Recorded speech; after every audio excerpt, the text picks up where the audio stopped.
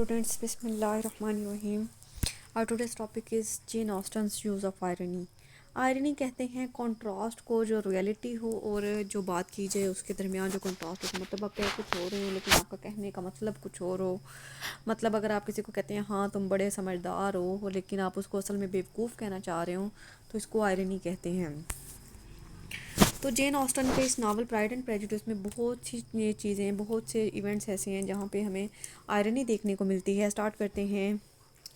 मैं Martin Gray's dictionary of literary terms define irony as some saying one thing while you mean another, कि आप कह कुछ एक चीज़ रहे हैं लेकिन आपका मतलब कोई और है। It is a method of achieving meaning via understatement, concealment and allusion rather than by direct statement. मतलब आप डायरेक्टली किसी को नहीं कहते कि किसी को बुरा ना लग जाए, लेकिन जो है बात को घुमा फिरा के इस तरह से करते हैं कि आप अगले बंदे को समझ आ जाती है।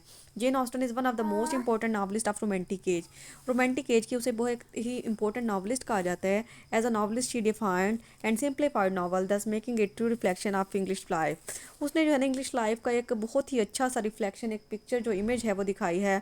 She has a talent of describing the involvements and feelings of character of ordinary life. उसके अंदर जो है ना एक ये करेक्टरिस्टिक पाई जाती है, ये टैलेंट पाया जाता है कि वो आम जिंदगी के करेक्टर्स को भी बहुत अच्छे अंदाज में पेश कर देती है। Through her characters she masterly behaves like a moralist, कि अपने करेक्टर्स के ज़रिए एक वो बहुत बड़ी मॉरलिस्ट लगती है जो कि इस्लाह करने वाली हो। It is a common make of literary criticism to say that irony is the staple of Jane Austen's art.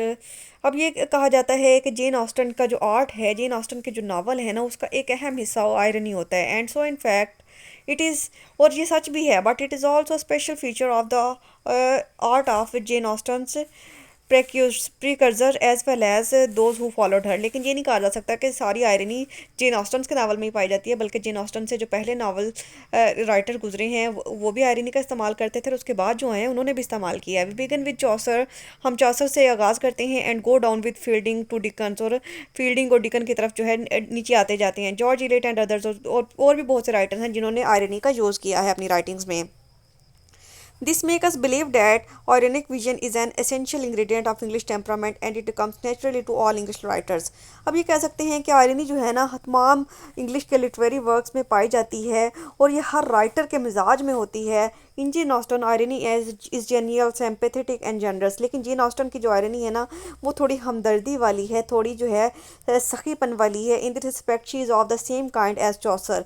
वो इस तरह से देखा जाए तो थोड़ी बहुत चौसर, शेक्सपियर एंड फील्डिंग की तरह लगती है। She looks at frailty as a necessary condition of life but does not jeer at it. मतलब वो चीज़ों को जो है बहुत ज़्यादा उन पर तंज नहीं करते, बल्कि जो ज़रूरी हालात होते हैं या कंडीशंस होती हैं उनको बयान करती है। As a critic says Jane Austen is merely spectator and does not seek to interrupt life not does she love any moral vision. Andrew H. Wright points out that irony in her hands is the instrument of a moral vision and not a technique of rejection. मतलब उसने जो irony का इस्तेमाल किया है ना वो सिर्फ कोई ना कोई मॉरल लेसन देने के लिए किया है, बल्कि दूसरों के पॉइंट ऑफ व्यू उसको रिजेक्ट करने के लिए नहीं किया। Irony in fact is the very soul of Jane Austen novel. कि इसके जेन ऑस्टन के जितने भी नावल है ना उसमें आयरनी जो है एक रूह की तरह होती है। One can find all types of irony in her novel pride and prejudice. मतलब एक इंसान अगर वो उसके नावल प्राइड एंड प्रेजुडिस को पढ़ता है तो उसे हर आयरनी की जितनी भी टाइप्स है ना वो सारी उसमें देखने को मिलती हैं। It has irony of situation, मतलब आयरनी की ये टाइप्स होती हैं। Irony of situation, irony of characters, irony of diction and dialogues. There is irony in the very first sentence of the novel. कि इस नावल के पहले सेंटेंस जो है ना जहाँ से ये नावल की टेक्स्ट स्टार्ट होती है उसमें ही आयरनी पाई जाती है। It is a truth universally acknowledge that a single man in possession of good Fortune must be in want of a wife. कि ये जो है एक यूनिवर्सल ट्रूथ है कि एक सिंगल पर्सन जिसके पास जो है ना वो बहुत अच्छे जो हैं रिसोर्सेज हों, बैंक बैलेंस हो, पैसा हो, घर हो, तो उसको ये चाहिए कि वो एक बीवी ले आए, एक शादी कर ले। The first of this sentence suggest that someone great universal truth is the subject of the novel. मतलब जब अगर हम इस सेंटेंस के, इस कोटेशन के फर्स्ट पार्ट को पढ़ें तो हमें लगता है कि कोई बहुत बड़ा यूनिवर्सल ट्रूथ वो बयान करने जा रही है। But there is an ironic deflation in the second half with this when this truth is found to be concerned with common social problem marriage. लेकिन जब हम इसका दूसरा पार्ट पढ़ते हैं तो तब हमें जाके पता चलता है ये तो एक आम सी जो सोशल प्रॉब्लम होती है ना शादी, उसको डिस्कस कर रही है। आगे देखिए, and again it is not a young man but ladies who are in want of business. फिर वो यंग मैन को नहीं कहती है, वो लेडीज़ कहती है कि जिनको जो है एक अच्छे हस्बैंड की तलाश होती है। Having good fortune, Jane Austen writes about Mrs Bennet. Jane Austen Mrs Bennet की बात करिए, the business of her life was to get her daughters married, its solace was visiting and news. मतलब उसकी जो मिसेज बेनेट थी ना, उसकी उसकी 5 बेटियां थी और उसकी ज़िंदगी का मकसद यही था, वो जहाँ भी जाती थी, जिसको भी मिलती थी, कि उनकी उसकी बेटियों के लिए अच्छे रिश्ते मिल जाएं। Here, the ironic implication is that she is not likely to show much discrimination about the young man they choose as their husband.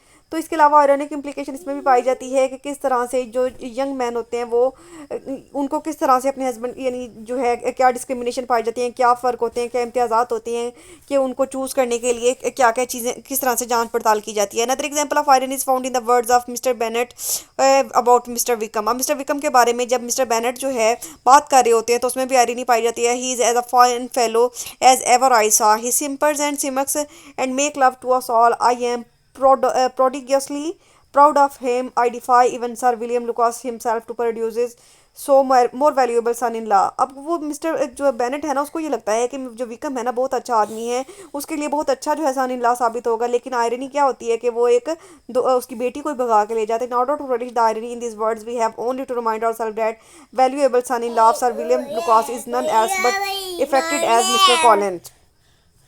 अब देखिए, at ironic level this novel presents a contrast between intricacy and simplicity. इसके अलावा इसमें जो है irony हमें जो है बहुत ही सिंपल वर्ड्स में भी देखने को मिलती है। Elizabeth and Darcy's intricacy. अब एलिजाबेथ और डार्सी के करेक्टर में बहुत ही फ़र्क पाया जाता है। इस अगेंस्ट जेन एंड विंगले सिंप्लिसिटी। इसके अगर इसके अपोजिट इसका कंट्रास्ट किया जाए तो जेन एंड विंगले जो हैं वो बिल्कुल ही सादा से करेक्टर होते हैं, लेकिन जो वो एलिजाबेथ और डार्सी होते हैं बहुत ही कॉम्प्लेक्स करेक्टर होते हैं। The first two have depth. दोनों जो हैं पहले जो दो है ना वो गहराई में हैं, but their depth involve in them in a danger of pride and prejudice. लेकिन उनकी जो हर चीज़ में वो डेप्थ में जाते हैं ना, वो ये चीज़ उनको खतरे में डाल देती है प्राइड एंड प्रेजुडिस के। द सेकंड कपल है simplicity and this simplicity turns to be a virtue. दूसरा जो कपल है वो बहुत ही सादा मिजाज का होता है और ये सादा मिजाज जो है ना वो उनके लिए अच्छा साबित होता है। The ironic implication is that they are naturally incompatible. तो आयरनिक जो है वो ये है कि वो दोनों एक दूसरे के लिए जो है ना बिल्कुल भी सूटेबल नहीं होते। In the most of the event situations and dialogues of pride and prejudice are an ironic slant can be seen when perceived properly. For example Darcy remarks about Elizabeth. मतलब इसके अलावा आयरनी तब पाई जाती है जब Darcy जो Elizabeth के बारे में सोचता है, एलिजाबेथ बिल्कुल भी वैसी नहीं होती। She is not handsome enough to tempt me. मतलब जो डार्सी उसको जो है ना स्टार्ट में ये कहता है कि एलिजाबेथ इतनी भी अच्छी नहीं है, इतनी भी खूबसूरत नहीं है कि वो मुझे जो है इम्प्रेस कर सके। But we see that soon he is enamoured by her enamorous eyes and the blush of her cheeks. लेकिन जल्द ही वो दीवाना हो जाता है उसकी खूबसूरत आंखों का और ब्लश करते हुए गालों का। Elizabeth quite emphatically tells Collins that she is not a type of girls who reject first proposal and accept the same second time. फिर एलिजाबेथ जो है ना वो कॉलिन को बता रही होती है कि वो उस तरह की लड़की नहीं है कि एक प्रपोजल को पहले रिजेक्ट कर दे फिर एक्सेप्ट कर ले। But we see that she is exactly that she does in the case of Darcy. लेकिन बाद में वो ऐसा ही करती है कि पहले उसने डार्सी को जो है रिजेक्ट कर दिया होता है उसके प्रेजुडिस की वजह से, लेकिन बाद में उसी से उसको मोहब्बत हो जाती है। Elizabeth who feels pride in her power of perception and often reprimands Jane for his blindness to the realities of life. Elizabeth जो है ना खुद को बहुत ही उसको लगता है कि उसको गुरूर होता है अपनी जो है समझ बूझ की या अपनी इंटेलिजेंस पे, और अक्सर जेन को कह रही होती है कि वो लाइफ की रियलिटीज़ को लेके जो है ना अंधी हो जाती है, ब्लाइंडेड बाय हर प्रेजुडिस। और वो जो एलिजाबेथ है ना वो अपने प्रेजुडिस में, अपने वहम में, अपने तासुबात में जो है ब्लाइंड हुई होती है। She fails to understand Wickham duplicity. वो विकम के धोखेबाजी को नहीं पहचान पाती। Similarly Darcy always thought that he was such a gentleman. इसी तरह से डार्सी जो है ना उसको भी लगता है कि वो एक जो है शरीफ आदमी है, but his proposal to Elizabeth is quite ungentlemanly. लेकिन वो जिस तरह से एलिजाबेथ को प्रपोज करता है वो बिल्कुल ही जो है अच्छा अंदाज नहीं होता। Wickham is graceful to look at, polished and refined in his manner. मतलब वो देखने में तो अच्छा होता है, उसके अंदाज भी हो जाते हैं, but at heart he is an undreamed villain. लेकिन वो दिल से बहुत बड़ा शैतान होता है।